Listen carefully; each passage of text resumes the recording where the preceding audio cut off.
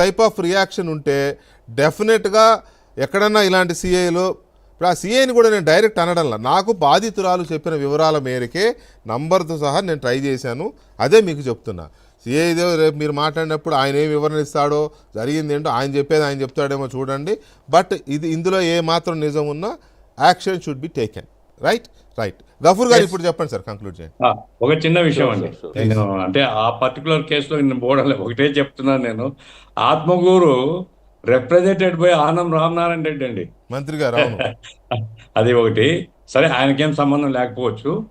Point ఏమంటే ఇంకొకటి, ఇప్పుడు మీరు ఒక ప్రశ్న రామకృష్ణ గారికి వేశారు ఇంతకుముందు, అంటే మన మీద దాడి చేసి రివర్స్ కేసులు మన మీదనే పెట్టినారు అని. మనం అంటే ఎవరైనా బాధ్యులు. ఇప్పుడు చట్టంలో చాలా క్లియర్గా ఉందండి. రామకృష్ణ గారికి ఇంకా నాకంటే బాగా తెలుసు.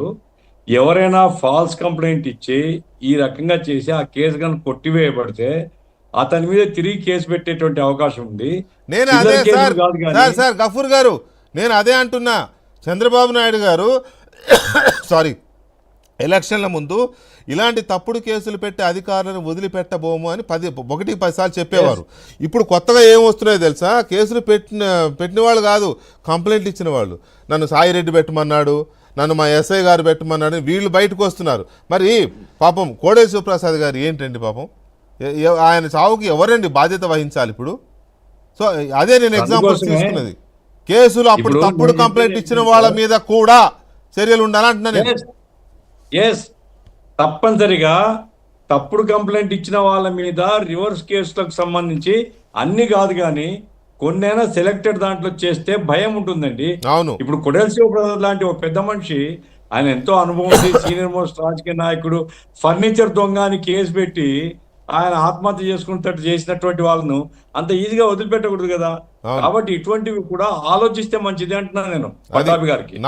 ఆయన మీద కూడా అంతే కదా, ఆయన తీసుకొని పోయి కొట్టి తప్పుడు కేసు పెట్టినారు.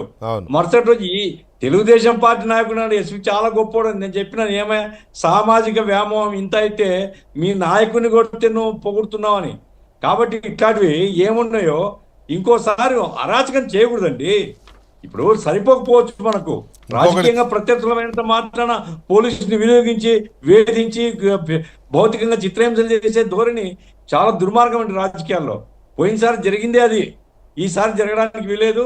ఇంకోసారి జరగకుండా కూడా గుణపాఠం చెప్పే పద్ధతిలో ఆలోచిస్తే మంచిది. రైట్. ఒక బిగ్ బ్రేకింగ్ న్యూస్ వస్తుందండి మనకి.